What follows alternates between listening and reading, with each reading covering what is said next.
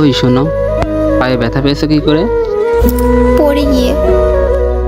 আচ্ছা বুঝলাম, আঙুল কাটলো কি করে? সবজি কাটতে গিয়ে।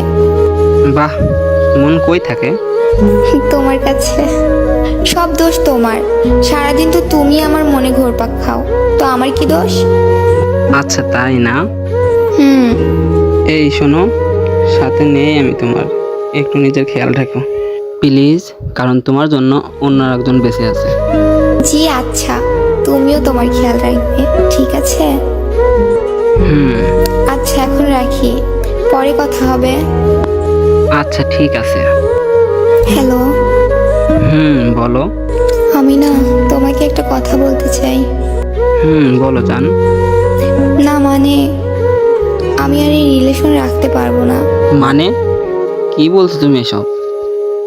হ্যাঁ সত্যি শুনছো, তোমার আর আমার রিলেশন কেউ মেনে নেবে না। আমার পরিবারের কেউ আমাদের রিলেশন লাইক করে না। তুমি কি যা বলছো ভেবে বলছো?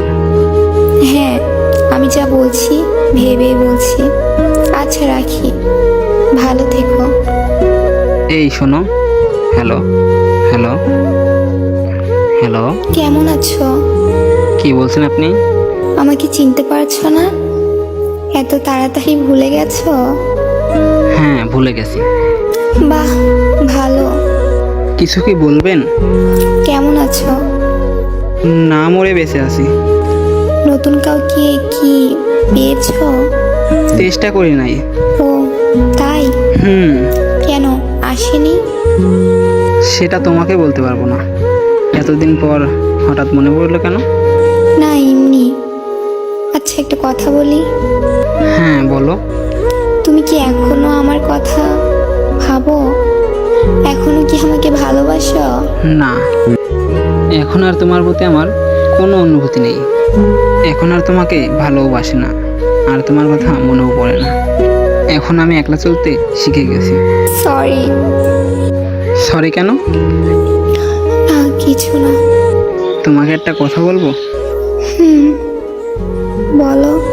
আমি কি দোষ করেছিলাম যে আমাকে ছেড়ে অন্য একজনের হাত ধরে চলে গেলে? আমার কি অপরাধ ছিল যে আমাকে এত কষ্ট দিলে? আমার জীবনটা তো নষ্ট করেছো, কিন্তু এখন তোমার জীবনে যে আছে তাকে কষ্ট দিও না। আচ্ছা, এখন যদি আমি তোমার জীবনে ফিরে আসতে চাই তাহলে কি করবে? শোনো, আমি এমন একটা ছেলে যে আমাকে পাবে সে খুব লাকি, আর তুমি তো পেয়েও আমাকে হারিয়েছ। তোমার মতো বোকা আর হয় না। তুমি আমাকে ঠকিয়েছো, তার মানে আমি বোকা নাই। আমি বিশ্বাস করেছি, তাই আমি ঠকেছি। আচ্ছা এখন আমি রাখছি। প্লিজ ফিরে এসো, আমি তোমাকে ছাড়া থাকতে পারবো না।